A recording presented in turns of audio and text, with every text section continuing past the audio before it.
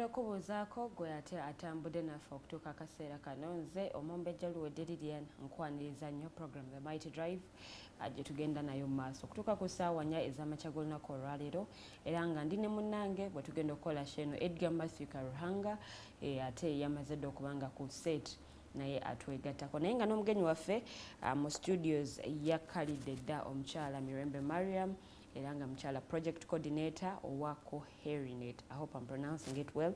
Tugenda kuba twogera ku nsonga ez'enjawulo. COHERINET kyeki, bakola ki, bamaze ebbanga ki nga weebali, oba oliawo n'ensonga ate oba omulamwa gwe tulina mu ddiiro olunaku olwaleero, abortion as a health concern. Tugenda kuba tutambulira mu layini eyo, so gwe alina ekibuuzo ky'ayagala okubuuza ku nsonga eyo, nsaba ogenda butereevu mu comment section ku page yaffe ya The Alternative Uganda. Mu comment section nsaba oba oteeka endowooza yo oba oba oteeka ekibuuzo kyo, nja kubanga nkiweereza omugenyi waffe ate show nga tetunnaba kubanga tugiwunzika, naye nga sinnaba kukwasa kazindalo munnange Edgar, njagala kutegeezako katabo kano kayitibwa Cancer Ate My Bones, God Preserved My Spirit. Akatabo kano kawandiikibwa omukyala Lucia Omekkiriza era nga akatabo kano kagulibwa $600 gyokka. Gwali mu Kampala ate osobola okubanga delivery tugikuwa delivery ya bwereere bw'obanga oli wano mu Kampala. Ku $600 gyokka osobola okubanga ofuna akatabo kano kakwata ku bulwadde obwa kansa. Mukyala ono yasurvivinga kansa wa mirundi 6 ate nga yali ku stage 4, so mwemuli story ye era asobola mwemuli n'ebyo oba oliawo byosobola okubanga okola bw'obanga olina obulwadde buno n'ebyo byosobola okwewala ate obutakwatibwa bulwadde buno. Ojja kubanga oyita ku namba z'essimu 0783047785 0783047785 oba 0701800212 0701800212.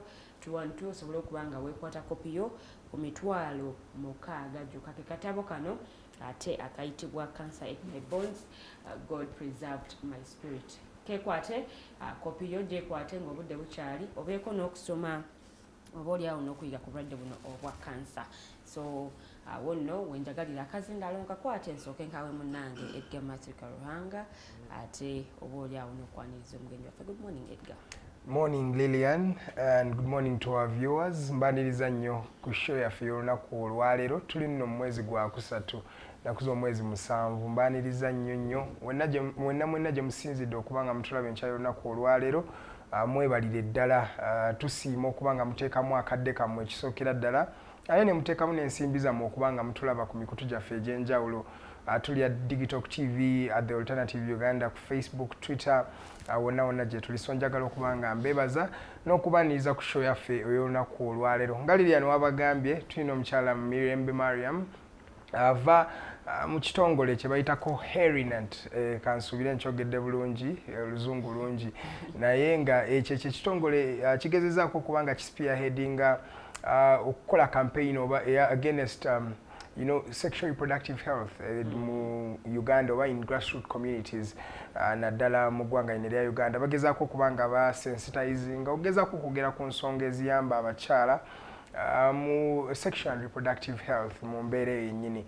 So olunaku olwali tugenda kuba twogera ku nsonga ya abortion oba ensonga y'okuggyamu embuto. Ensangi zino nno kifuuse kyalwatu okubanga abaana naddala abavubuka abali mu masomero ne ku university oba ssettendekero ez'enjawulo okubanga baggyamu embuto. In fact si be bokka, statistically twalaba nti n'abakyala abali mu bufumbo bennyini bangi baggyamu embuto zino. So ffe twebuunya okukola act eno oba okubanga okola abortion kikwaffectinga kitya ng'omuntu, kikwaffectinga kitya emotionally n'ensonga ezo zennyini. So nga Lilian wabagambye, oba olina ekibuuzo feel free okukiweereza ku mikutu gyaffe egy'enjawulo ku Facebook, ku Twitter, ngibagambye The Alternative Uganda, Digital TV. Osobola tusindikira direct message oba osobola commentinga ne tusobola okubanga tuddamu ebibuuzo byo oba nga tubiwa omukyalo ono n'abiddamu. Munzikirize nga sonoonye budde bulala nyaniriza omukyala Mirembe Mariam okuva mu kitongole kya COHERINET. Bagambye project coordinator. Nyabo tusanyusa okukulaba leero. Nange nsanyuse okubeera ku Digital The Alternative Uganda. Abalabi ba Alternative Uganda tusanyuse nnyo okubeera nga muli wamu naffe Erinnya nze Mirembe Mariam nga ndi project coordinator okuva mu kitongole kya Community Health Rights Network. Nga tusanga yeyo COHERINET. Yes. So yogera kumpola tukubagita atya mu full Community Health Rights Network. Okay. COHERINET. Okay. Yes. Okay, that's good. So nga we are based in Kawempe, Ketfalao. Era nga tubadde in existence from 2013, but actual operations in 2017 mwe twatandikira okuba nga tutambuza omulimu guno eno ogwekuusa ku nsonga za sexual reproductive health and rights. That's good. Okujjako kati community rights, health rights, Chitongo network, COHERINET. Vision mujijjawa. Ogaye mutandika in 2013, but how does the vision come about? Vision behind this particular organization yeriwa. So vision eyokuba nga tutambuza sexual reproductive health yajja after our executive director losing one of his relatives. Era nga relative we ono yafuna challenges in terms of accessing post-abortion care services. So in the process of nti financially teyali okay, ate at the same time nga talina relevant information, yesanga nti twamufiirwa. So mukama waffe mwe yafuna ekirowoozo okubeera nti atandika ekitongole kya COHERINET. Ate yatunuulira nnyo n'ebyali bijja bituukawo mu community mwe yali awangaalira, because ebiseera ebyo yali abeera nnyo ebwayise. So ne yeesanga nti abakyala baalinanga obuzibu bwekuusa ku bulamu bwabwe, nga bafuna abamu tebalina kumanyisibwa kumala.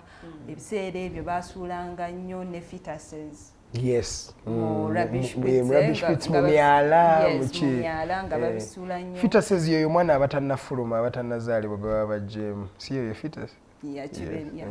So nga bazisuula mu dustbin. So there were a lot of challenges then. So ye vision eyo gyetandikira kubeera nti tutandika naye nga mu kyonna nti vision yeyaffe tutunuulira nnyo a model community where everyone is happy and healthy. Okay. Yeah. Okay. And our mission is all about transformation of people from the grassroots communities and democratize the means to sexual reproductive health and rights. So mu bufunze tutunuulira nnyo technological advancement, at the same time community empowerment in terms of awareness raising. And this is basically kubeera nti omukyala yenna ali ku grassroot ayina enough information, ayina means ez'enjawulo mwasobola okuyita, whether technologically ntunuulidde social media oba hotline, because we have one, okubeera nti buli wamu waali wasangibwa ku grassroot waliwo kyasobola okukozesa courtesy of COHERINET okubeera nti afuna ki, afuna obujjanjabi oba okumanyisibwa. Nkiraba, though one would say mukikola mutya oli tatalowooza nti oba mu promotinga abortion. How do you actually practically ensure that those communities receive that information, those technical all the support that they need in their sexual and reproductive health? Do you give them medication? What exactly is done at those grassroots communities? At the grassroots communities, we basically do community awareness raising sessions. In these sessions, tusomesa abakyala, tubawa relevant information. And in most cases, information jetuwa eri age appropriate. Nti omwana between the ages of 12 to 18, ina information joino kumua. Omwana ali ku somero, ina information joino mwa in terms of, let me say, unprotected sex. What are the outcomes of unprotected sex and how best can you prevent yourself from getting one? So we're not sanga musomero lya kwesanga nti we are talking more about abstinence, the ABC part.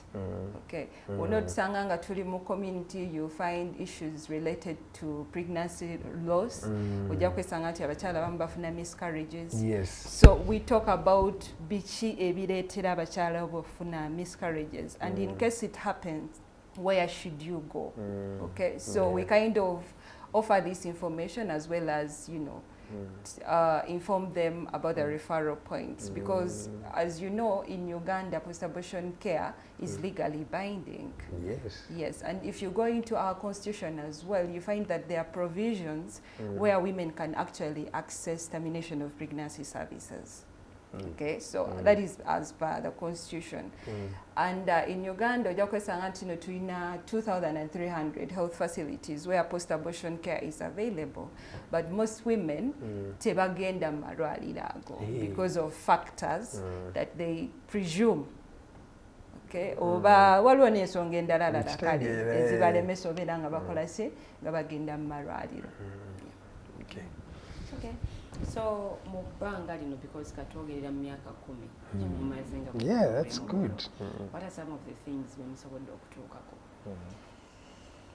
Yeah, we are happy okubeera nti mu bbanga lye tumaze nga tutambuza omulimu ennaku zeyo katono, official implementation of all our activities atandika 2017. As you know, when you're starting an organization, it's not very easy to secure funding. Yes. But funding came in 2017, and we are happy to have reached over 1.7 million people, women, with awareness, you know, information related to sexual reproductive health.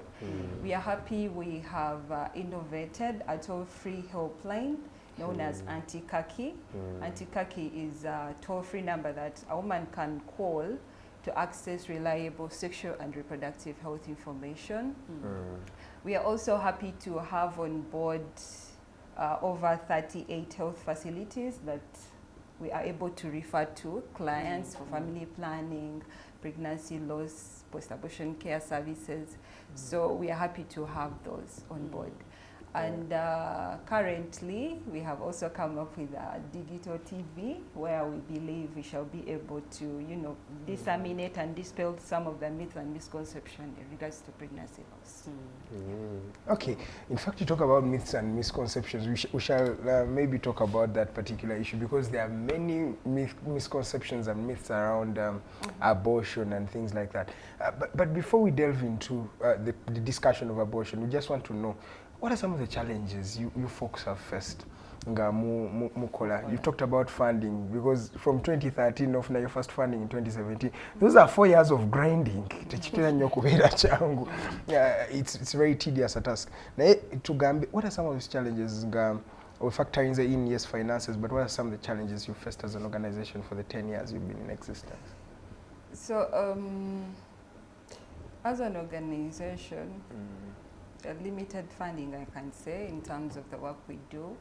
Then community-wise, you find that there is a lot of stigma around the work that we do, especially when it comes to post-abortion care, pregnancy loss. You find that there is a lot of stigma around that, and basically it's as a result of the religious and cultural, you know, norms and beliefs that people have. Then you find we are conservative people.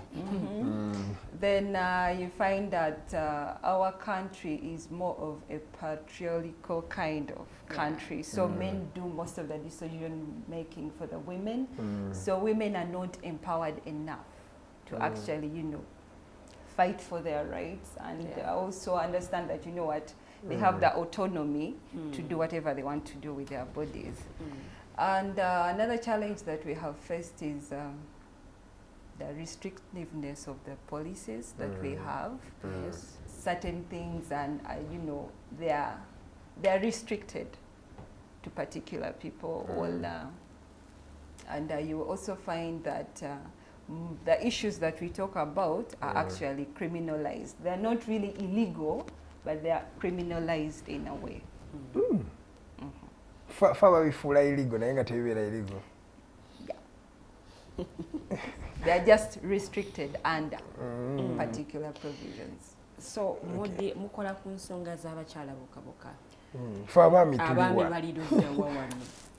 Tukulembeza nnyo omukyala olw'ensonga nti omukyala ebiseera ebisinga oba tunuulidde issues zonna ezituukawo zituuka ku mukyala. We luba lubuto omukyala yalufuna. omwami ye abeera initiate oba bemuyita yaba aterese ebintu bye yalufunda because I know kuba emotionally but in most cases we're too damn reality nowadays men are not available. Yeah, that's true. The sad Emotionally tebaliwo, financially batono part. Nabo tebaliwo. Abali available. mutawanya mentally elijabani. No, in most cases kati wokomyewo yes kiyinza okuba kimu affecting naye wetuddamu health wise mukyala yabeera ki yabeera neyo Really affected. yabeera affected ojja kwesanga nti omukyala yagenda okwetikka olubuto myezi 9 ngali wali ojja kwesanga nti okay waba afunye miscarriage era omukyala yagenda okufacinga the consequences ezijja wekibeera nti genda mu ddwaliro abaami tebakyawerekera bakyala omukyala yagenda ogenda mu antenatal kwegamba wesanga nti ebizibu byonna ebisinga bi-affecting omukyala naye abaami nabo tubaleeta on board because being nti environment gye tulimu the men do most of the decision making nabo tubaleeta on board okubeera nti they are able to understand women issues. Okay, they try to put themselves into a woman's shoe. Never tegeera nti omukyala wange ayita mu kino.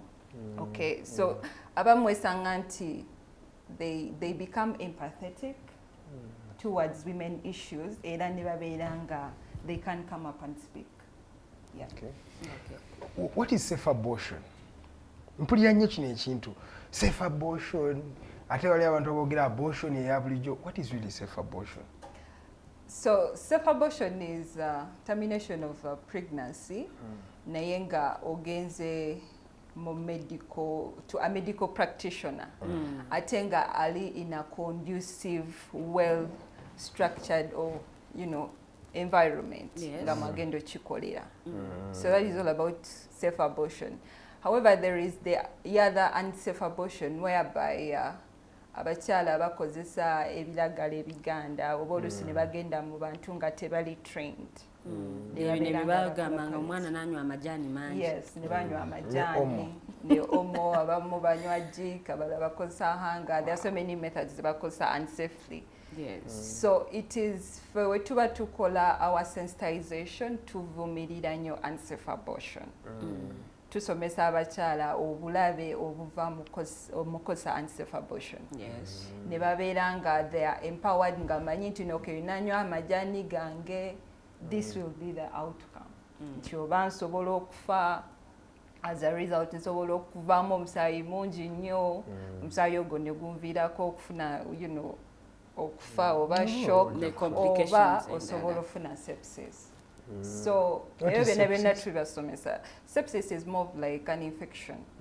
Yeah, singa babeera nga okoze abortion nobeera nga ebintu tebiweddemu ng'osigaza retained products. Yes, yeah. Okay.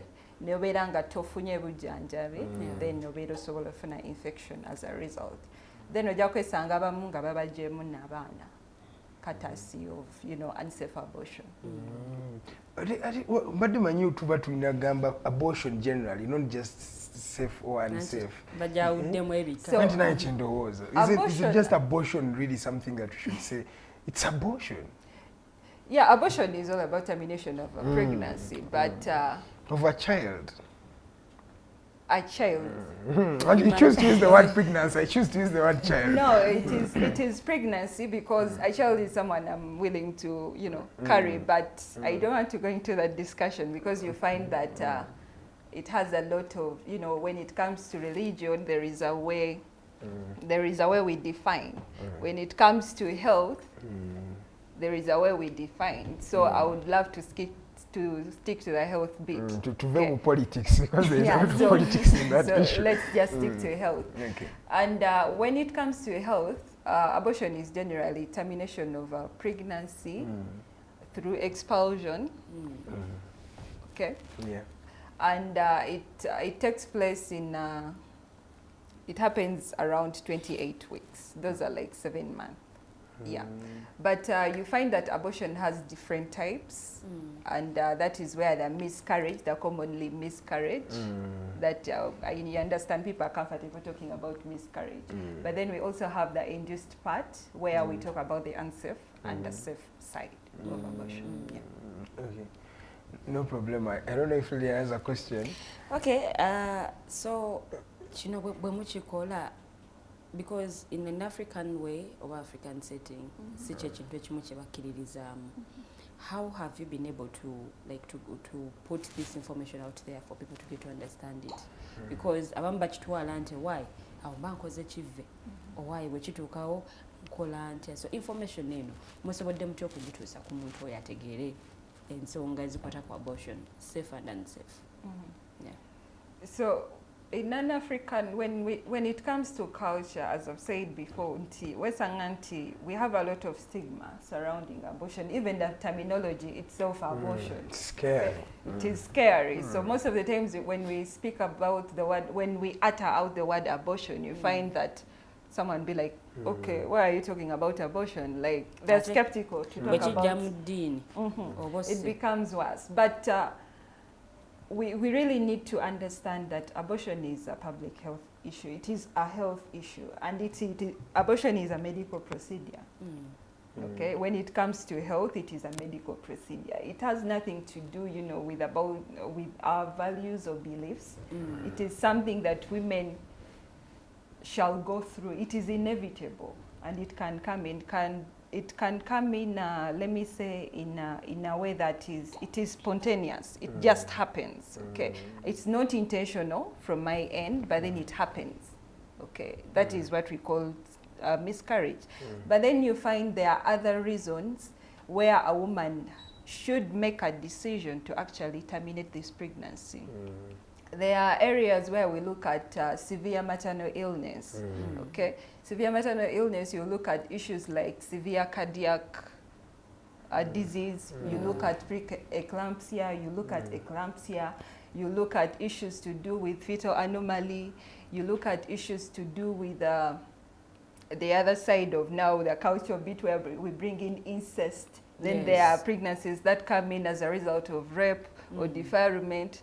Then you find also HIV women, positive living women, requesting for a termination. And in all this, we are looking at saving a woman's life as well as preserving their physical and mental well-being. So we should really look at abortion as a topic, and we should really look at the health side of things. Ekizibu ekyo kati ndaba kitandikidde nnyo eno mu bavubuka oba like kisensedde nnyo oba kaŋŋambe mu bavubuka. What do you think is the cause? Because edda tebyaliwo nnyo oba naye kati ndaba omwana talina olugira bw'aleka kaŋŋende ekijjemu oba kaŋŋende endugjemu. Abortion kibaddewo for centuries. Tujja kubadde bakikoleranga mu cover. Oba lwakuba wali kibadde like information tenasaasaana nnyo. Yeah, but abortion has been there because naffe bye tusanzeewo wogamba nti abantu bakozesanga ennanda, ojja kwesanga nti abantu bakozesanga gasiya, bakozesanga so many things, herbs ze bakozesa, oluwoko, okay? These are things for generation ye yaffe byesisinkanyewo nga bajjajja ne bajjajja baffe babikozesa. So abortions have been happening, only that then tewaliwo exposure, tewaliwo information. If I Google in bajja kundeetera kyenkola kyenjagala, tewaliwo nti there is obanja gende wagundi ambuulire this kind of information. So abavubuka, they are just exposed to a lot of information. So you find that information either jakubeera nga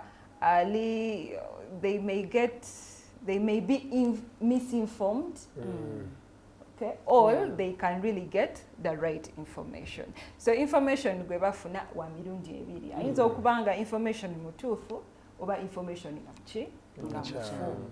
So kirimu ebintu bibiri, but it's all about knowing your source of information, whether it is reliable or not. Tulina Mr. Google sa. Google can give you information. Google.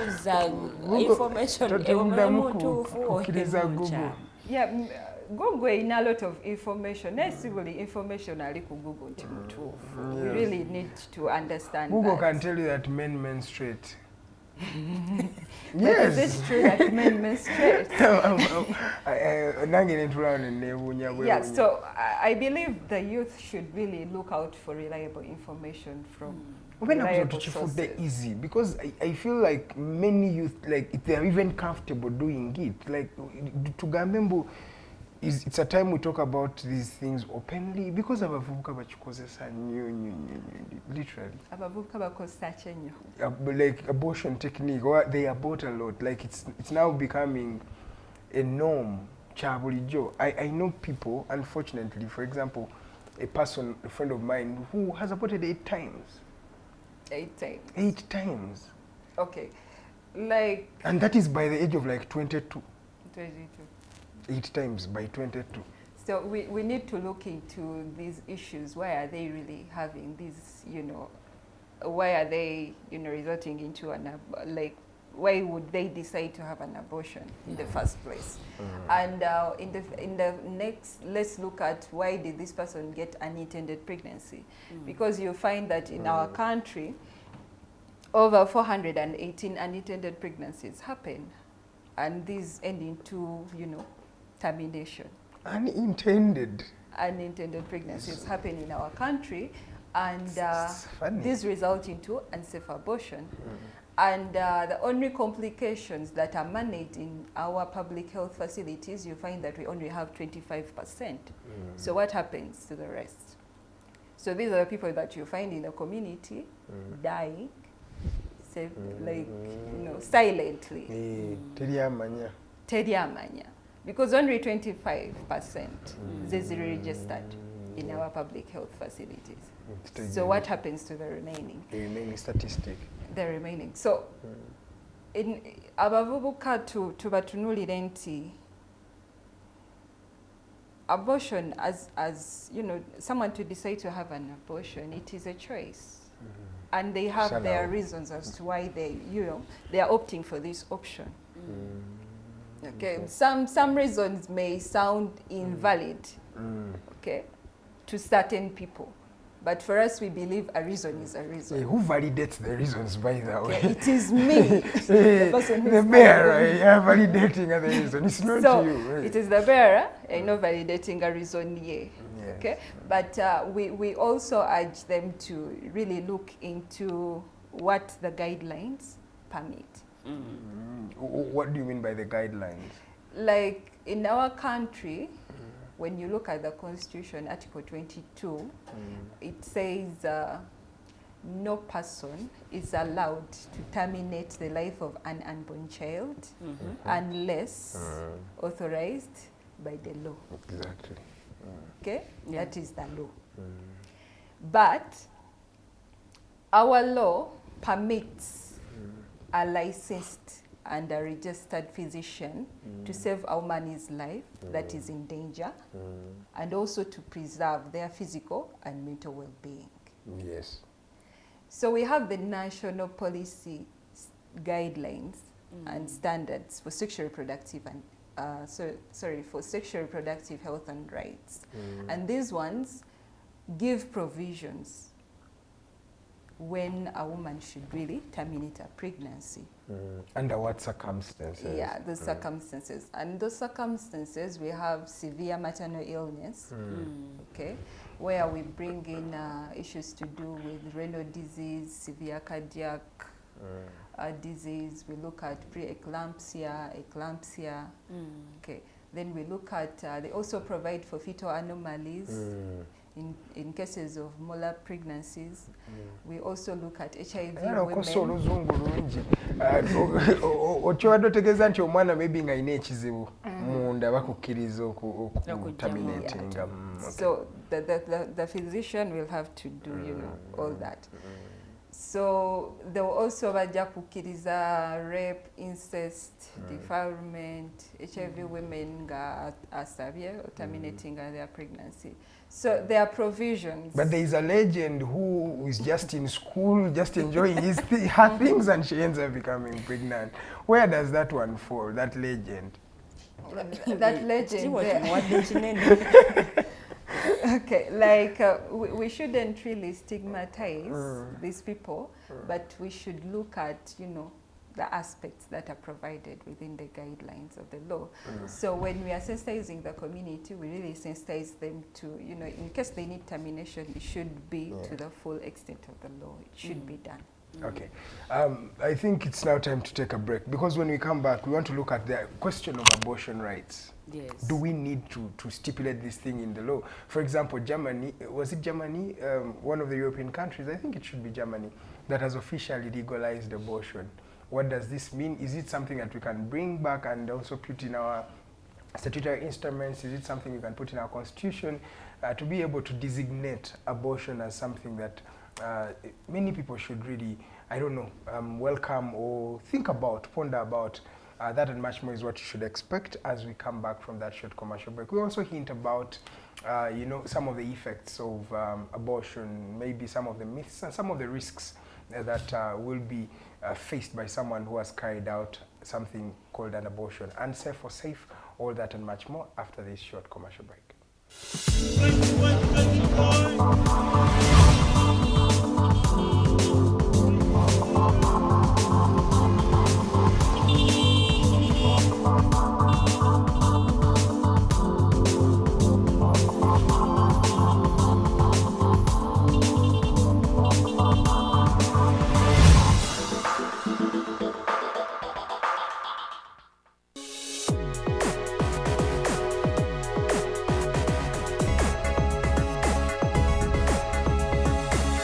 The Alternative Dig Talk. Real issues, real talk. Are you craving for that special meal that will entice your taste buds and leave you with lasting thrilling memories? Look no further. Spice Island Bulenga has got your answer. Natural, fresh and delicious juice, the best meals. Don't miss our daily specials from Monday to Sunday. Pizza Wednesday, Saturday Pizza Bonanza, you buy one and take two. Come dine with us and feel the experience. We are located at Prime Shopping Center in Bulenga, Mitiana Road. For inquiries, call us on 0704111720. Spice Island, we treat your cravings. Looking for a pair of shoes? Les Hub Stores has a wide range of selection for unisex footwear. We have the best quality of all brands at pocket-friendly prices and we make deliveries countrywide. Just place your order or reach us on 0772 080090. You can also check up at Les Hub Stores on all our social media platforms. Les Hub, craft your own footprints.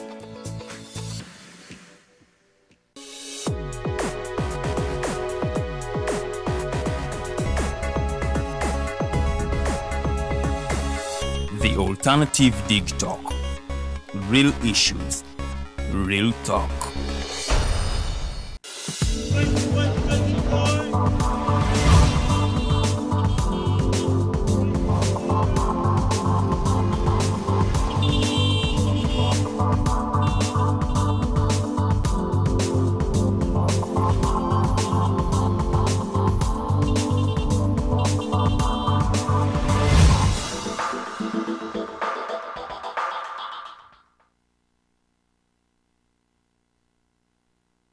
Mukulikeyo mukumulamu okwo wabula eddakiika emu okubanga ziwera ssaawa 3 neyebeera essaawa yaffe ey'okubiri ate yesemberayo ddala jjukira show netandika ku ssaawa 2 paka ssaawa 4 ez'okumakya. Tukyalina omukyala Mariam Mirembe okuva mu kitongole ekya COHERINET. Bano nno bawogera ku nsonga za sexual reproductive health eri abakyala naddala bali mu communities ez'enjawulo mu ggwanga lino erya Uganda. So olunaku olwaleero amakanda tugatadde ku nsonga ya abortion nga tutunulira safe abortion and safe abortion. Kino kitegeeza ki? Tugendedde mu kuwumulamu nga tuli mu kwogera ku legality ey'ensonga eno. Etteeka litulaze nti okujjamu olubuto kikkirizibwa naye under what circumstances olina okubeera ne circumstances eziri validated in the constitution okuba nga osobola okugenda n'okola medical procedure eno. So olina okuba nga maybe olina complication, maybe waliwo ekizibu naye nga ssemateeka yo tekukkiriza kubanga olubuto olugjamu because owulira oyagala kubanga olugjamu. So wetugeredde mukumulamu nga omukyala Mirembe njaga kumubuuza ensonga eya constitutional rights mu abortion. Is it time as a country ku mateeka ge tulina already agogera ku nsonga eno okubanga maybe atwongeramu ku buwaayiro obukkiriza ensonga eno eya abortion kubanga ensangi zino abaana bangi abagenda okuba nga bafuna embuto zino nga tebanneetuuka oluusi ebadde rape oluusi zibadde circumstances enjawulo. So is there a way that we need to revise this particular article or this particular law?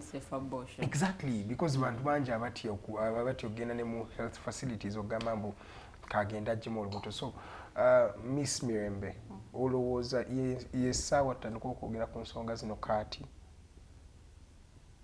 Nayanza nnyo kibuuzo. Yessaawa tubeere nga discussion ya abortion tugireeta ku meeza, tubeere nga tukyogerako, tubeere nga tusomesebwa, tubeere nga n'obujjanjabi gye buli mu malwaliro. Yes. Because currently tulina post abortion care naye post abortion care tulina kitunulamu kimala. Can't we really prevent these, you know, these abnormalities after the abortion or the anomalies? Yeah, can we prevent? Can't we prevent it before? Yes. Okay, because what we are doing is just treating the aftermath. Yes. Okay. It's true for it. But tetusobola kitunuulira waneeno wekitandikira nga tekinnatuuka eri ku post abortion care, because as a country ojja kwesanga nti buli mu patient abeera afunye abortion complication tumuspendingirako $130. So when we look at when we quantify annually to spending like $14 million annually, so which is quite a big amount to spending.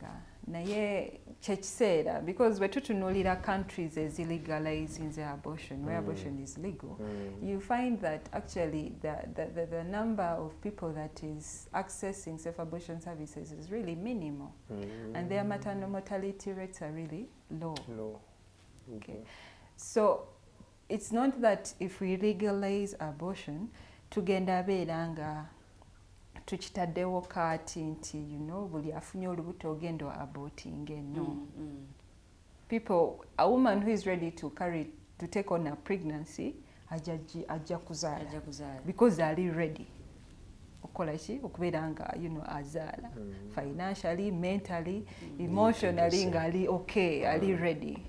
Naye tuteekewo means okubeera nti abantu oba abakyala they can really go for consultation mu facilities in case a faces an unintended pregnancy. So abortion it's a medical procedure, and it's not that whoever takes on an abortion abeera madarinze, because there are negative stereotypes that take up abortion. But we should really understand what abortion is really about. Kye tutaaminganga mada, okay, waliwo kale different byetuteeka ku abortion, naye we really need to understand the in-depth of what abortion is, because it's just beyond kyetuogera, because okay twogedde ekigamba abortion, so you feel like that is murder immediately. We should look at it in a health perspective nti okay aze naye abortion ekyo kye baŋŋamba kyeki okitegeere nti okay mulimu miscarriage, mulimu induced abortion, era induced abortion mulimu abafa nga bakoze unsafe abortion. Okay. Naye abakoze safe abortion bo tebaliyo gye bali. In countries where abortion, we should look into those countries as illegalizing the abortion. What are the stats in those countries? Is the rate of people having abortion, safe abortion, on a high scale, or it is really low? So we really need to look into all that. kyogamba tutidde ekintu kye tutannaba kwekenneenya bulungi. Tukirabidde ku sayiri nkyamu. Tukitunulira nnyo mu culture. Culture yange ebyo tebikkiriza. Eddiini yange nedda tekikkiriza ekyo. Society bagenda kunjaginga. Bajja abamu babagoba, abasawo babarestinga ne bateeka mu makomera because oba osanga bamusanze abadde alina gwayambako contaminatinga. But we should look at, okay, physician yono oba omusawo abadde ayambako omulwadde ono, but what is the problem? Oyinza okwesanga nga gwe omutadde mu komera naye nga client gw'abadde ayamba yazze alina pre-eclampsia. Abadde ataasa mutaasa. Ataasa bulamu bwe. Omwana bamurepinze. So we should look at, abortion, what is really permitted, because most cases tujajinga abakyala ne tujajinga abasawo ne wesanga nti n'abasawo bennyini oba n'abakyala tebamanyi ki ekikkirizibwa mu tteeka lyaffe right now.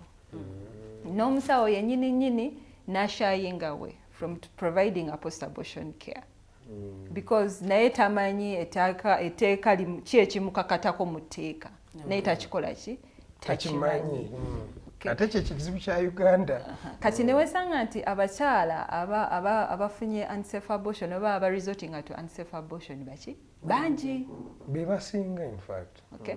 Kati because n'omukyala yennyini agamba wenna agenda mu ddwaliro bagenda kumpisa batya. Teyeekakasa quality of care gy'agenda kukola ki? Gy'agenda kufuna mu ddwaliro. Agenda kutuuka eri omusawo amujajinge. Osanga omulala asangewo nga ku kalayini baba mu ddwaliro tajja kukasobola. Alinda buli ajja nga yagenda naye nga yalemedde. Nga yalemedde awo tagenda kukasobola. Ekirala tulina perspective mu communities zaffe nti abantu balowooza amalwaliro tegalina ddagala. Ofuna whether kituufu oba si kituufu ekyo nja kirekera abalabi baffe. Okay? But ojja kwesanga nti ne equipments abamu tebakola ki? Tebazirina. Osange abalala nga abasawo bennyini tebalina kumanyisibwa like they are not trained to provide post-abortion care services. So bino byonna tulina obitunulamu, but if you ask me, is abortion is a human right? Yeah, it is a human right. Buli mukyala yalibadde aina that autonomy over their body. Ye n'asalawo because abeera n'ensonga ye at the end. And the government says they own you. It owns you, me, all of us. We are the property of the state.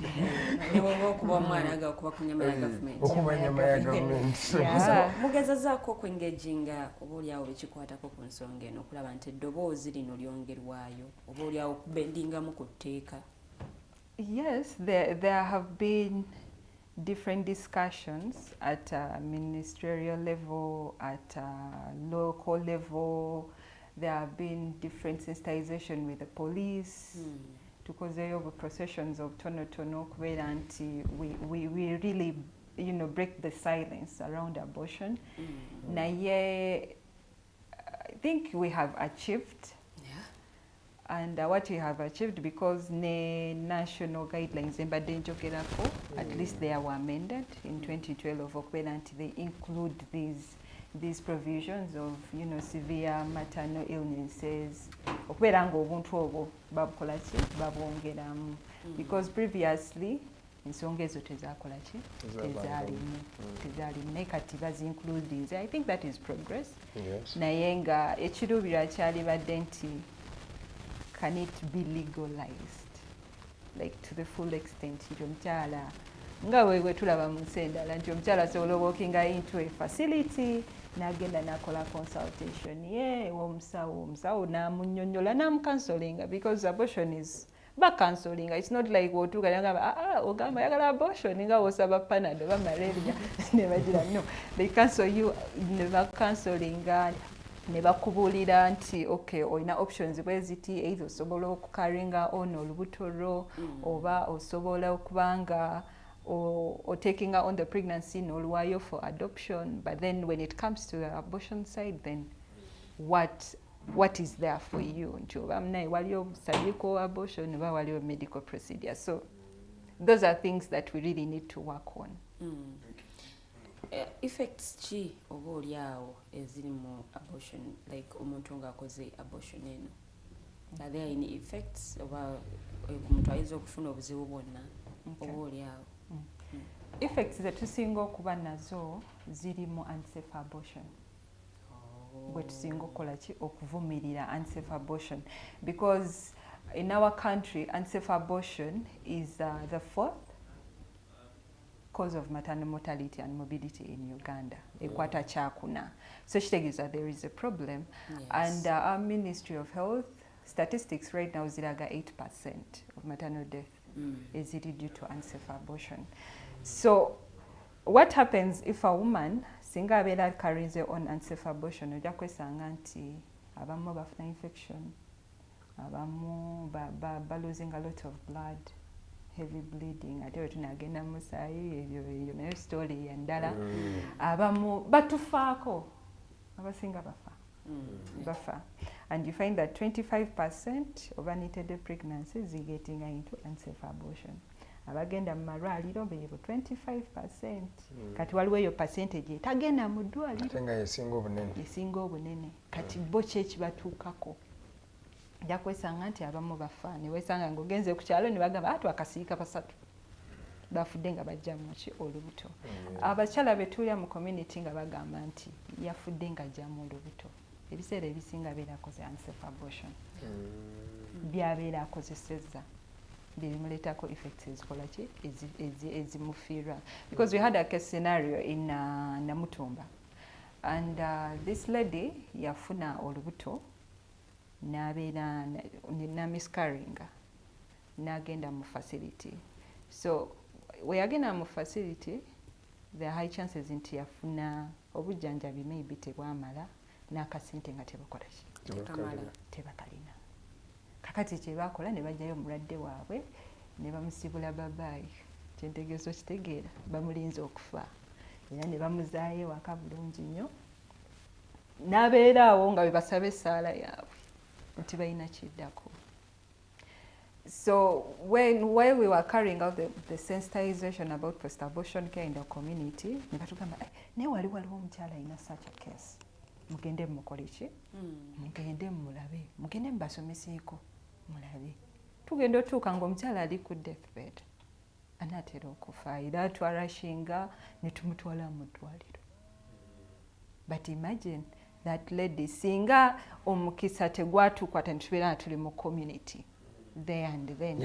Ne tumudduukulira. Kuba bo baali bamusiibudde. Abatandise n'okusaba essaala nga family yonna yonna erimu. And many people die like that. You know? Many Ugandans die like that. Kati ne wabeerawo cases ng'ogenda sanga omuntu nti ajjamu olubuto. Jjukira byankukutu. Era. Omuntu waba ajjamu abortion, abasinga waba akola abortion obanga ajjamu olubuto. Bibeera byankukutu. Byakwekweka. We have seen cases in the community ne bagamba ne bamusanga omuntu nga yavuddemu omusaayi muyitirivu ali omwo mu nnyumba ali mu akorapsis. Yes. Bamuddusa mu ddwaliro nti kiki badajjamu. Biwalattaka. But these are very few abafuna opportunity okusavingibwa. Well, there is also another narrative when you abort, it leads to permanent inability to have children, or what they call being barren. Is this the case? It's not the case if you carry on a safe abortion. If you carry on a safe abortion, there are so many women abafunye safe termination nga bali okay, nga bazadde abaana baabwe babalina. If singa to opening up abortion debate, you'll be shocked about how many people have aborted and for particular reasons as per our constitution. Ninga they are okay, nga bazadde abaana baabwe. But if people abasinga okubeera nga bakosebwa be bakosa unsafe abortion. Because abo bo osobola okukozesa ennanda eno w'ogikwata n'ogisindika eno wansi. What happens? Ofumita ki? Abamu bakwata kampa. So ofumita ki? Abalala bakozesa hanga. Si kyofumita. Kyolaba ky'omanyi. Okay? because n'omusawo yennyini naye alina ebyuma byakola ki Byakozesa. byakozesa kati gwe mukwano obeera ofumita ki ekyo ojja kwesanga nti yo perforating yo uterus n'ebitundu ebirala muki bimaliza nga biriidinze so wesanga nti bw'oba tofunye bujjanjabi bulungi ojja kwesanga nti by the time oyinza okufa oba si ekyo oyinza otuuka mu ddwaliro ne bakugyamu n'abaana n'ogamba because abortion yena ina mubi because good bamugyamu ki n'abaana but you need to dig deep kiki eyakozesa because nga bwe twagambye abortion is a medical procedure so a medical procedure olina ogendewo omusawo nga mukugu nga mutendeke nga ali mufo kyekiteeketeekebwa bulungi n'akukansolinga n'akunnyonnyola you can have your termination as per the law. Okay. Well, it's still the Mighty Drive. Twogera ku nsonga nno zino abortion. It's a public health concern. Era ndowooza abantu abasinga information eno mbadde temugina. So gwe bw'oba olina muganda wo mwannyoko sobola okuba nga information eno gimuwa kaninki kamuweerezeeko gwakafunye naye ategeere munnange ebintu bino twetaaga okuba nga tubitegeera ng'oggyeko the other side gye babadde balabiramu abortion. What's the good side? Kiki ekyo oba oli atubuulidde ku biki ebiyinza okuleetera omuntu okwabotinga oba oli awo n'abamu abakikozeeko butya bwe basobola okuba nga bayambibwa. So awo nno we tuli mu kutambulira okutuuka ku ssaawa nnya ez'amakya g'olunaku olwaleero. So send in the questions, I'll be reading them before we come to the end of the show. Naye nga tetunnatuuka waawo ku comments njagala nsooke mmanye COHERINET amakanda mugatadde mu Kampala wokka oba mulina branches mu bitundu by'eggwanga eby'enjawulo? Okay. Headquarters zaffe ziri Kawempe, Kampala, naye nga operating in 24 districts currently, nga we work through different community-based organizations. So they disseminate the information. Okay. So bwe baba nga oba oli awo essomero lyesudde oba liri mu district etali mu Kampala, can they be able to access you? Basobola okubayita oba okubuulirira abaana, something like that? Yes. So institutions, different organizations, different entities, we are really open. Information, we believe information is power, so we are here to provide information to the best of our capacity what we can. Okay.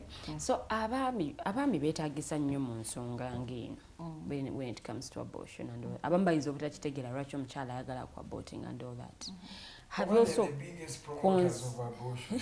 Yeah, because you're trying to. No. Many of these folks are the ones who tell the girls to abort. Abamu ayinza n'okugamba omuwala saagala oluggyemu naye ng'omuwala ye akalambidde. There are also women like that. So have you also considered nabo okubaako sessions nabo ze mubawa, because ono ayinza okuba alina complication, ayinza okuba alina obuzibu okusinziira wali nga bw'otugambye naye ng'omwami akalambidde ng'alemeddeko. So have you also considered abaami bano nabo okubaako information gye mubawa?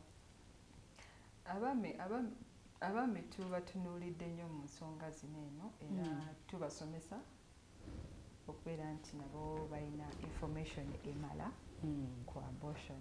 Naye era nga bwe nagambye tulwanira nnyo eddembe ly'omukyala, so tutunuulira nnyo okusalawo kw'omukyala. Okw'omwami tekumataringa mu nsonga eno? Kumataringa, yes, naye at the end of it all omukyala. Ate kye tugenze tuzuula mu community yaffe nti omukyala waaba asazeewo nti kino ngenda kikola. Aba akoze ki? Aba asazeewo. Kuba abeera neki? N'ensonga ze. Ng'osobola omugamba nti munaye ngenda kukola kino eno ngenda kukulabira bla bla. Omubuulire byonna by'oyogera. Naye ye nniya ye waaba yasazeewo. Ajja kukola ekyo omutima gwe kye kubeera kukola ki? Kye gusazeewo. Our role is to give this information to this lady. Then ye nakola okusalawo kwe.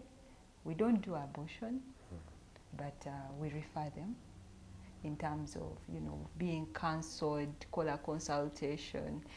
We have betukola nabo abali mu adoption centers, so they can they can refer abasaze nti okay, I'm going to terminate this I'm going to carry this pregnancy to term. Namala nawayo mwana we for adoption. So we have people those things different really work in referral Uganda banks. here. You go, you have a child, then they adopt the child. It also works here. Yeah, it works. Okay. And we also look at these women, abamu tuba counseling, and you find that many will change their minds. They'll be like, okay, let me take on this pregnancy. So it's not an agenda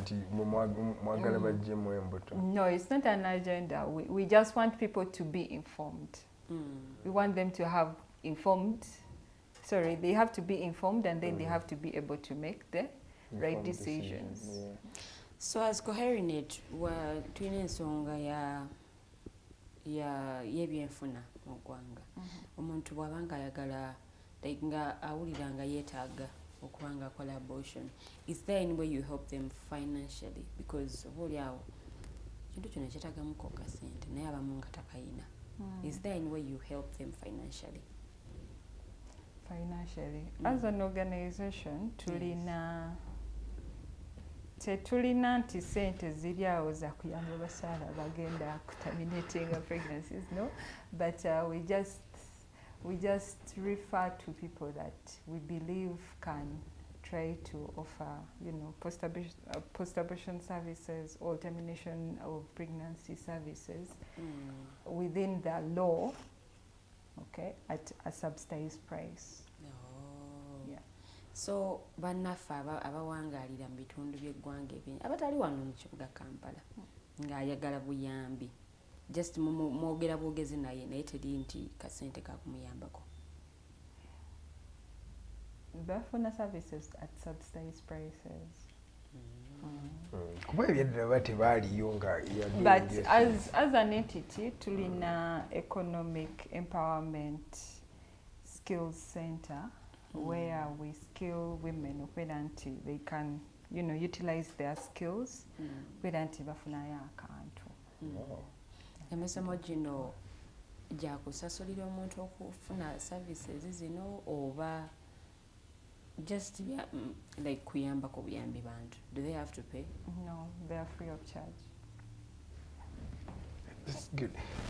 You're still watching the Mighty Drive show. My name is Edgar Matthew Karanga. Chino mchele Mirembe Mariam okuva wali mu COHERINET ekitongole ekiyamba okubanga kituusa amagezi ku sexual and reproductive health eri bannayuganda, most especially abakyala buli wamu we bali. Atugambye nti baka affecting ndowooza abantu million nezigwamu. Over 1.7 million people have been helped through this particular organization for the 11 years they have been in existence. Kikulaga nti COHERINET kitongole kibaddewo ate kiri mugezaako okubanga kikyusa engeri gye tulaba abortion, in fact generally sexual reproductive health eri abakyala ab'enjawulo. Kasooke nkomewo ku some of the misconceptions that have been dubbed in abortion. Some people say it deforms the body of the girl. Some schools of thought like that. For example, enlargement of the breasts, sagging of the breasts, then no mubiri okubanga, I don't know how they call it, nayenga gulebera. Is this true that it happens over to child stereotypes? Yeah, I think when banchi tunulide in that perspective, tulina tunulira nti as we grow, there are different changes that happen to our bodies. Exactly. So we cannot say if a woman has an abortion, that is what is going to happen, because if I give birth as well, I'm likely to, Also, have some body changes. At the same time, as I age, there are some changes that will have to happen onto my body. So it's not true. It's not true that, if you have an abortion, your breast will sag. Even if we have seen young girls nowadays, they have not even, carried any pregnancy at all. They have not given birth, but their breasts are already, sagging. So these are issues that happen. These are body changes. So to remember ku abortion as something. Okay. Now you also talked about safe abortion. No gambo, genda okula medical practitioner if it's safe abortion. But then there are cases where young people go and procure tablets. a medical practitioner. Sometimes even the medical practitioner tells them how to use those particular pills, and they go. But oftentimes some have even also got complications through those particular tablets. Eno nayo tugibalanga safe abortion omusawo wakuwa amadagala n'agakuwa gwe n'ogenda ne weekolako, oba safe abortion yeeyo gy'ogamba nti ogenze wa medical practitioner n'aggyayo machinery ye n'akukolako maybe a procedure. So where is the safetyness in both procedures? Okay. Safe abortion erimu types biri. There is one where we use medical abortion, and that is termination of a pregnancy nga tukozesa pills, medical abortion pills. Then wabeerawo surgical abortion, and surgical abortion we use manual vacuum aspiration, MVA. So it can be done both ways. Naye nga omanye nti technology wagenda akula bintu bingi ebi happeninga. So kyobadde yogerako kye bayita self care nti omukyala can be empowered to take on to terminate the pregnancy as long as she has the right information ngeri accurate. Yebeera safe abortion nayo. It is also safe abortion. Okay, so unsafe says no smaya koseza majani bichi those things.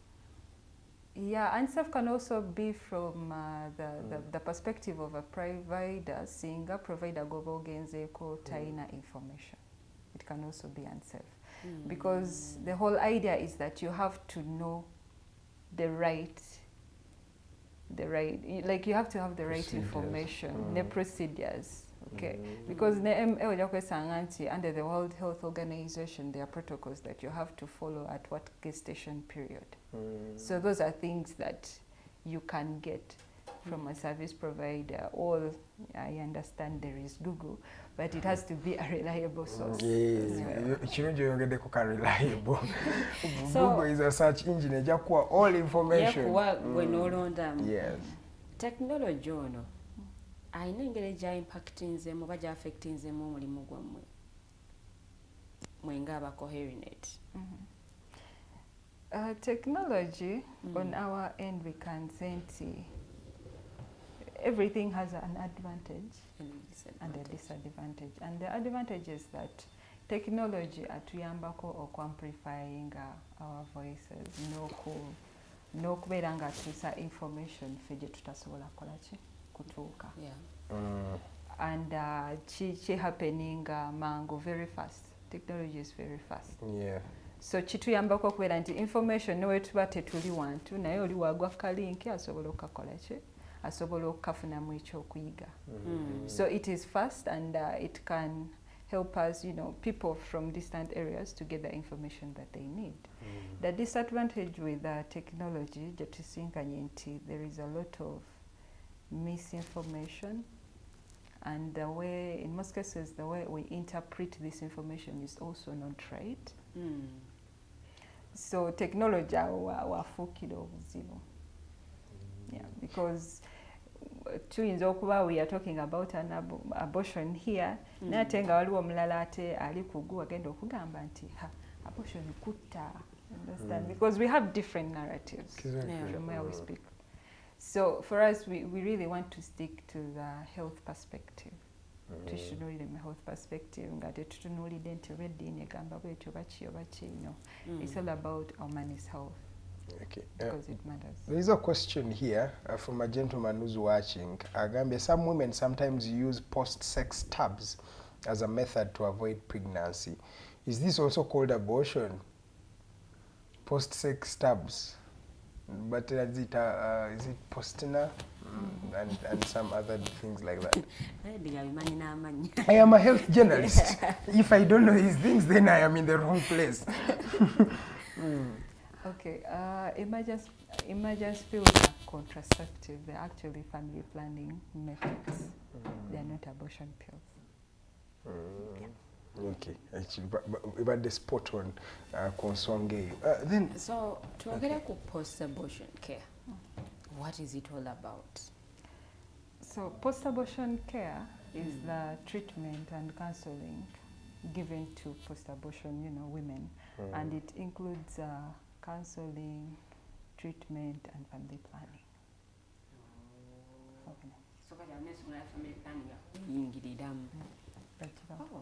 Bajiwa n'omwana atanazaala like okay nga kino kibaddewo akoze abortion naye nga ateekateeka okuzaala mu maaso ng'abadde talina olwedde baana so anayekozesa family planning. Yes, family planning can be used at any age. As long as you're sexually active, you can use family planning.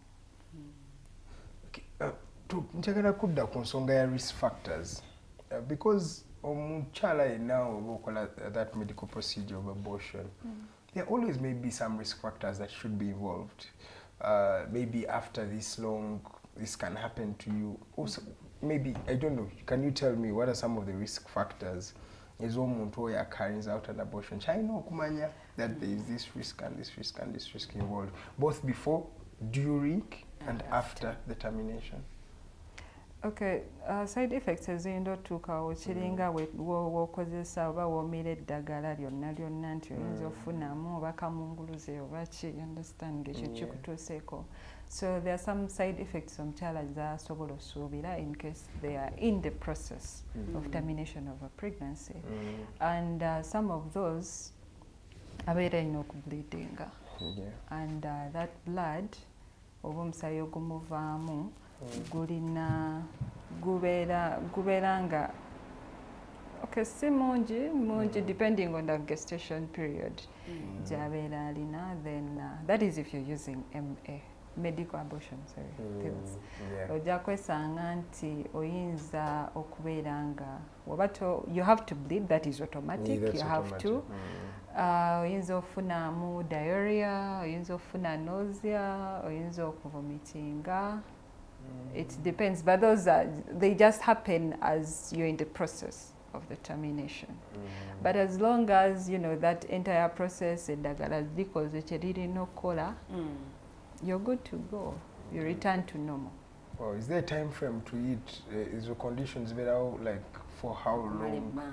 Bangachi, if we are to speculate. Okay, it depends, but an abortion can take within, can I say 48 hours, depending on your body. So a woman will expect to at least have some slight bleeding, at least 1 week or 2, depending. But then after that, you'll just be spotting within that 1 to 2 weeks. You just be having slight spotting, then you're not advised to, have sex. That's where I was even coming. So for how long? At least for 1 month. Because we don't want you, to have infections as a result, and we want you to heal. Asobola oku exercising bwabanga ate ebintu bidde. That is okay. You return to normal. So that is for the safe. That means so nomene okureturninga ku normal etwala bbanga ki, like okuddira ddala ku normal y'omuntu. We give you 1 month at least. Okay. 1 month. Okay. Obadde mentioning that there is also a slight risk of infections. Obadde okyogerako earlier on. How do these infections come about, and how do you advise a young lady out there to be safe from them during and after this particular procedure? Okay, I can't say that when you have an abortion, yes, those are immediate side effects, but then there are danger signs that a woman has to look for. Okay. In case you experience those, then you have to, go immediately to a health facility. So if you've had an abortion or if you have terminated a pregnancy, you experience excessive bleeding, and within 3 hours, okay, you have felt 3 max pads, then that is a danger sign. You should head to a health facility. It doesn't have to be a heavy flow, really. It has to be a heavy flow. If in case you know max pads, if you feel a max pad, one this hour, the second one you feel another one, then the third one you feel another one, that is a danger sign. You're excessively bleeding, so you should head to a health facility. And then another sign that you have to look out for in case you have smelly discharge, like we have been sitting here at least for 1 hour, in case someone next to you is able to have that smell, that scent, okay, then you should rush to a health facility. In case you also have pain that doesn't go away, even when you take painkillers and all that, then you should head back to the facility. That is also another danger sign that you should look out for. So, but those are manageable as long as you head to a health facility and they are not long term. Waliwo questions wano obuli awo zinjagala okusomera nate tuweeko answer. Mwesige Joram, who is a child or a human being? Ndowooza yadde akibuuza wali wetwatandikidde ku nsonga ya abortion. Babuuza omwana oyo aba afuuse muntu. So there is also another one agamba, some people say is an issue of a woman's choice that there is no unborn child, that a child is that human being with potential to survive independently. Is it true? Pardon the question? Some people say is an issue of a woman's choice that he has no unborn child, that a child is that human being with potential to survive independently. Omwana ono ali mu lubuto aba muntu aba mwana aba tanafuuka. Scientifically, a child should be able, to live. Yeah, so that person is right, but when we go back to our cultures and religions, where we define. But when it comes to self-abortion, maybe to take you back a little bit, self-abortion we look at 1 to 3 months, or weeks to 3 months. That is self-abortion. However, there are provisions that had the more the gestation period, the more can I say the flow, the risks. That's true. And when it comes to our service providers as well, you may find that they are not trained enough. So if you are sensitizing communities, if it's about termination of pregnancy within the law, then it should be within 1 week to 3 months at least. Maybe physician I know advising, and in this case, the physician has to advise from day one.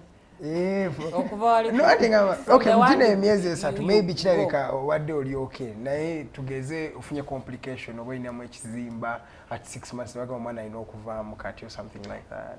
So the physician has to, because according to our law, the physician has to be there. Okay. Yeah, it's not even about them advising. They have to be there. They have to make that, that due diligence. Do you really qualify for this termination? But you don't. But you don't. So the physician has to be there as per our laws. Okay. Kindly ask the guests, have they tried to lobby Parliament to make laws that may promote safe abortion, but without necessarily abusing moral, cultural, and religious fabric of country? Yes, there is a coalition known as Sisimwa that is spearheading that campaign with our, with the Ministry of Health together with the parliamentarians, so that we are able, to revise. And one of the achievements, I think, are those 2012 national policy guidelines.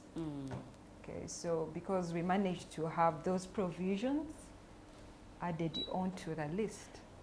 So I think there is something that is really being done so that we can make abortion legal in our country.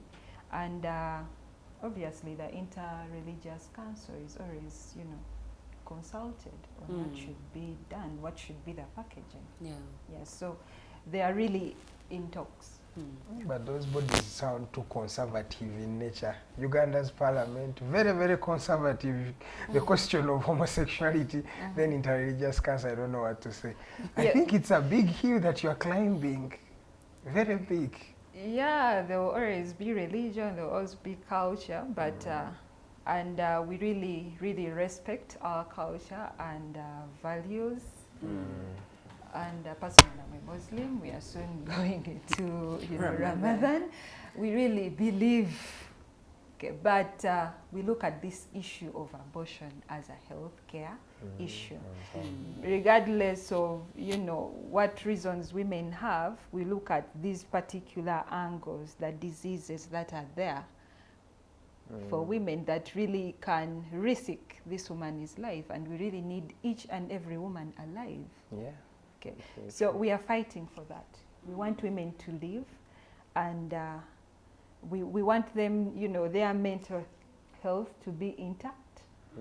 So that's why we want all these provisions to be included, that a woman can make an informed decision and they can live a happy life. Exactly. Okay. Another comment comes in. Nagamba, for some reasons, I think it's fair for some women to abort in the event of a sexual abuse like rape. I am one person who thinks that one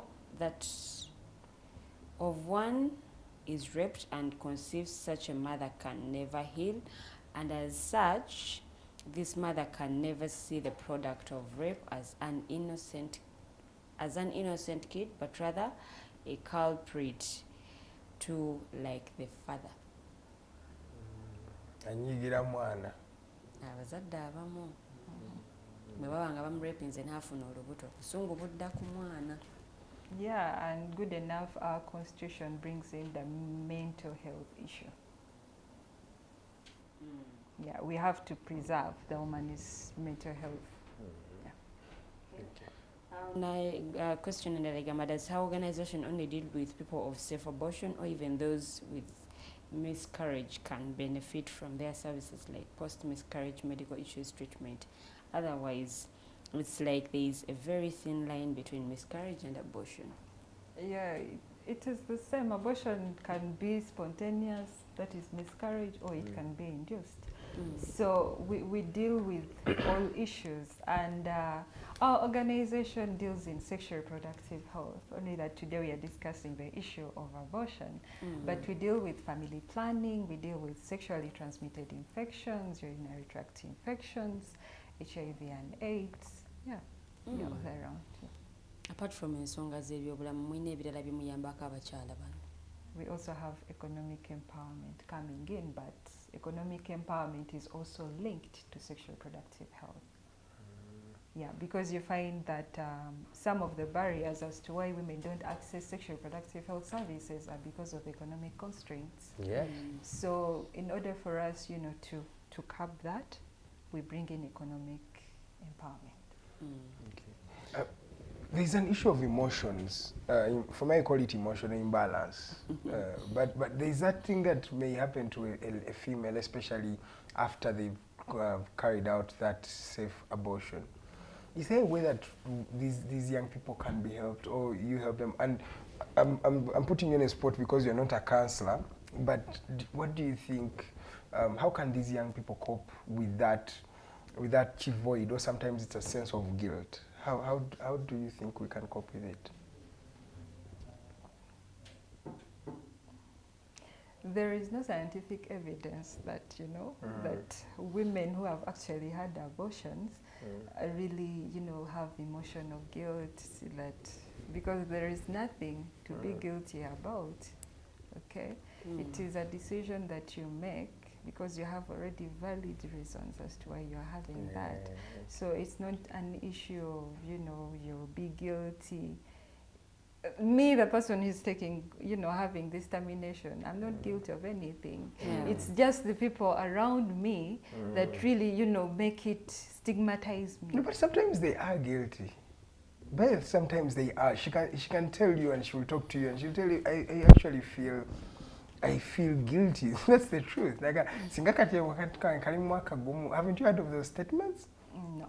Okay, I have heard of them, maybe because I'm a journalist, but I've heard of such statements. Yeah, but during the abortion, procedure and all that, women are always cancelled. Yeah. they are always counseled and they're given that all that it takes. And you know, when a woman makes a decisions, I don't know, my colleague here, can you be guilty of a decision that you have made willingly? It's more or you call a pressure. Pressure not to care, no, what in Okay. No, I don't know. We shall need to do more digging on that. Okay. Okay, so ensonga eno eya post-abortion care tujogera nnyo mu luzungu naye oba oli awo information emu abantu tebannagitegeera bulungi. Do you believe omulimu gw'omukozeeko abantu information bongedde okugitwala, have they taken it in positively oba wakyaliwo gaps ezibulamu? The awareness we do, it is a process to change something that has been there for centuries. And with the beliefs, values that women possess, it is really a process. It is a journey that we have to walk together. You, the people in media, you know, different bodies, media, the legal, the at community level, the LCs. There is a lot of work that we really need to do. But if you ask me as COHERINET, have we impacted lives? Yes, we believe we have. We have done our best, and we continue, and we pledge we shall continue doing so, because it is really work that has to be done. There is a lot that has to be done, and there is a lot of misinformation out there. A lot. Ebimu nati misinformation oluusi ejjira mu languages ezikozesebwa bw'okireka ennyo mu luzungu oli ategeera Oluganda lwokka ayinza obutakitegeera ate nga be basinga obungi. Yeah, it's understandable, and for us, when you find that if we are in a particular community, we always talk the language that community understands. If it's a Luganda setting, then we shall speak Luganda. If we are in Choli and Lucholi is what works, we have someone who speaks Lucholi, so that they are able to communicate to the community. Effectively. Yeah, effectively, because most of these terminologies are in English, but we try as much as possible to, you know, communicate in the languages that people really understand. Okay, we are coming to the end of the show, by the way, but before we do that, there is a gentleman called Anthony who has a question for you.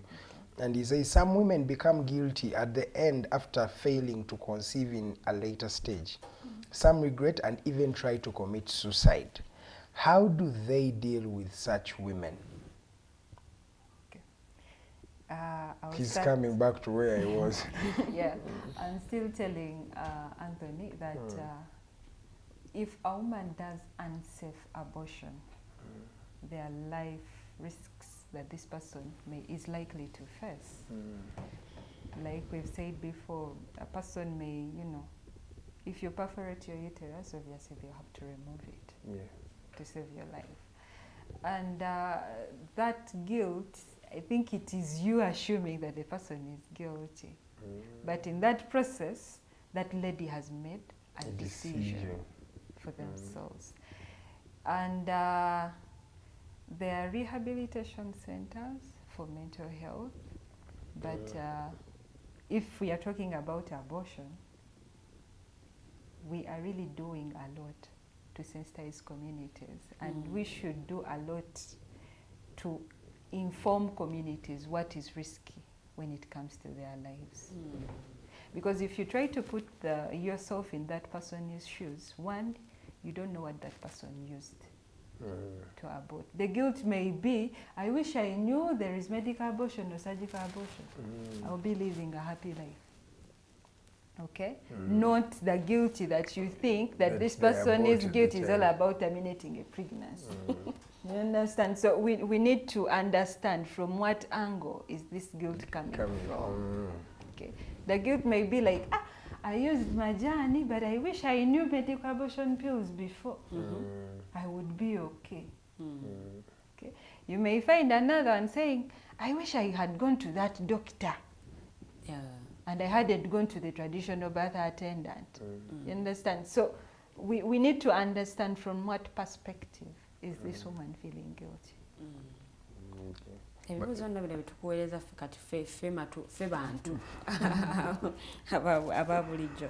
Abantu abamu bagamba nti abasawo abamu ekintu kino bakikola naye nga tebakiinaamu bumanyirivu, abamu bakyagalamu ssente. Do you also guide these people awatuufu we bayinza okugenda okufunira obujjanjabi buno? Yeah, as an organization, tusomeseza abasawo, tubatraininga into provision of post-abortion care services. Sorry kukatinga mukatono, musawo ono gwe mutraininga ayinaako ebisaanyizo by'alina okuba nabyo oba ayina specific hospital gy'alina okuvaamu oba nawono ayina ka clinic ke asobola okujja? Yeah, tukola nnyo ne public health facilities. Era tubasomesa bakkiriza bagain ba midwives okubanga they can provide these services, ba doctors kubeera nti they can provide these services.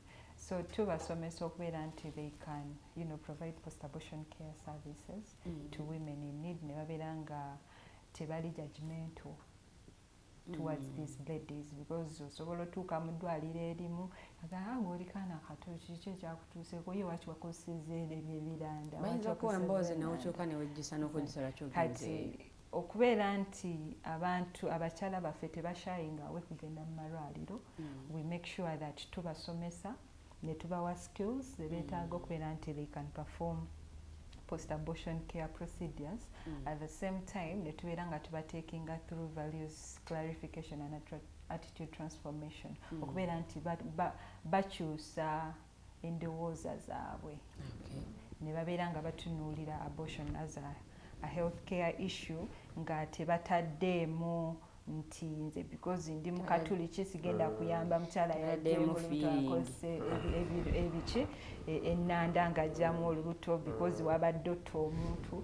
So we try to clarify those attitudes, ne babeera nga bakitunuulira nti omukyala ono azze naye nina obulamu ethically ng'omusawo nina okubeera nga nsavinga obulamu bwaki bwona omukyala. So we always do that, ne babeera nga bakyusa endowooza zaabwe nti omukyala ono waabazze tamutunuulira ng'eyakarinze out an abortion, naye amutunuulire nti yeetaaga okubanga bulamu ate nga tulina omutaasa. Nga bwe tugenda ne tufuna malaria tablets, so nabo tubeere tubasomesa babeere nga batunuulira ba clients baneeno abortion, you know, abalina abortion complications babeere nga bajjanjabwa bulungi. Do they pay a certain amount of money okusomesebwa kuno? Abasawo? No, abasawo tebasasula ssente. Free of charge? Yeah, it's free. Hey. So nange nsobola okujja n'ensomesebwa nga si training ako mu busawo naye just nga yakuyigako ebintu ng'ebyo?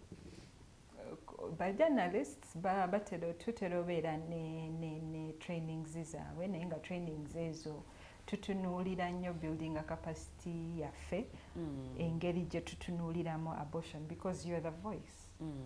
Mu abalina platform. Exactly. So if you also, you know, judge abortion clients, it is a disaster, because when a journalist already obeera biased and you're like, abortion tebikkirizibwa. Naye naffe ba journalist nga tukitunuulira ina nango nti kino nsonga ya byabulamu, ne tukyogerako nga nsonga yaki ya byabulamu, nga si kutunuulira ddiini naye munaye waliwo abakyala abafa. Tukyogereko. So we look at how abortion is being framed in the media, especially nti tubeere nga tukisomesa abantu bakitegeere, abantu post-abortion care gyali mu malwaliro naye tebagendayo. Right, because abortion itself is stigmatized. Kati oli agamba we nagenda mu ddwaliro post-abortion care gyali naye abortion sikutta bagenda kuntunulira nti nasse. So mukutto mu that perceived kind of stigma omuntu ye already gyalina tagenda mu ddwaliro afiire obulamu. So nammwe ba journalist tugezaako okubeera nga tubaleeta on board, mbeere nga ekintu kinene kya abortion mukyogera in an angle of, you know, health. Tetusobola kumaliriza nga tetweyogedde ku Women's Day, COHERINET, mu frontinga nnyo ensonga ezikwata ku bakyala. What do you have to say about olunaku luno olw'abakyala? Olunaku lw'abakyala, abakyala bannange mwebale kubeera nga gye muli, era nga tubaagaliza olunaku lwa International Women's Day. Era ng'omulamwa gw'omwaka guno we guli Invest in Women, Accelerate Progress, tusaba abalina ku ssente nga badooma gavumenti yaffe tubeere nga investinga mu quality accessible post-abortion care services for all women in the country. Tebasosodde tebakoze eki? Tuteekeyo kabajeti abantu bafune ku bikozesebwa, abasawo batrainingibwe mu post-abortion care service delivery. Tukiteekamu amaanyi babeere nga abakyala baffe tebafa because of unsafe abortion. Okay. Obubaka bwo bw'osiibula nabwo? So obubaka bwange nga nsiibula tweyanza nnyo okubeera ku digital TV. Thank you. Digital TV talk. Era nga ffe ekitongole ekya COHERINET tupledginga okubeera nti tusigala nga tudisseminatinga information nga ekigendererwa kubeera nti tulwanyisa oba nga tukendeeza maternal mortality and morbidity due to unsafe abortion. Tujja sigala nga tusomesa abakyala era nga tubakubiriza obeera nga bettanira post-abortion care services mu malwaliro gaffe 2,203 agali mu ggwanga Uganda. Okay. So waliwo ennamba z'essimu omuntu z'asobola okukubako bw'aba nga yeetaaga services zammwe? Thank you so much. So tuyina ennamba ya anti-keto free helpline. Ennamba eyo ogikubako songa obeera oyagala okumanyisibwa family planning, post-abortion care, STIs, UTIs, otukonako ku 0800 347 347. Ennamba eyo ebeera ya Airtel, gwalina Airtel, era gwalina MTN okuba ku 0800 247 247. Namba za bwereere teweetaaga airtime era nga zibeerako from Monday up to Sunday. 24/7 nkuba n'ekiro? 24/7 n'ekiro osobola okukuba naye tekubanga oyagala bya ttaka okubanga obuuza ku nsonga za byabulamu zokka. Okay, tweyanziza mukyala Mariam naye nga senda kujjako kazindaalo. Olwo nno tuvudde mu mirimu gy'okola, tuvudde mu kuyamba abakyala, tuvudde mu COHERINET. Bintu ki byesinga okunyumira okola mu biseera by'eby'eddembe? Biseera byange eby'eddembe nyumirwa nnyo okulaba film, nyumirwa nnyo going out to the beach, to the club, n'okusoma ku ttaka. That's good. Towagira mupiira? Siriyo. Okay, thank you so much. Tweyanziza olwakaddeko tuwadde weebale nnyo okukwata budde, weebale kutangaza bakyala oba oli awo. Nja kusaba producer omulundi omulala komyewo twogere ku nsonga ya family planning. Naye inako stereotypes, inako ebigigenderako, inako ebigambo bingi bye bajjogereddeko. So mulundi ogujja tujja kusaba ate producer tukomezeewo oli awo twogereko ku nsonga ya family planning. Abantu bangi balina information etambula etali ntuufu.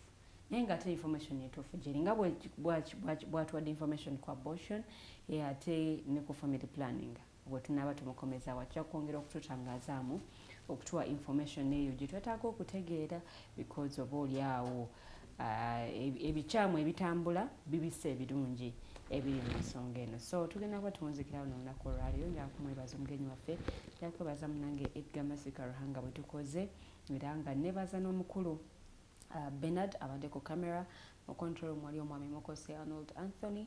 Njagala kubeebaza mwenna tusinkana kangesi olwaleero ku Voltage. Nze omumbejja Lw'Okuzijamu.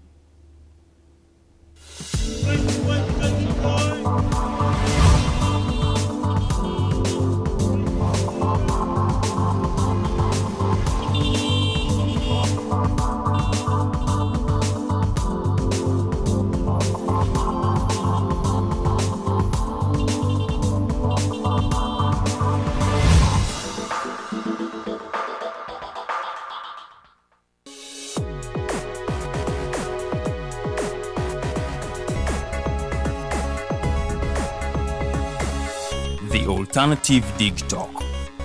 Real issues, real talk.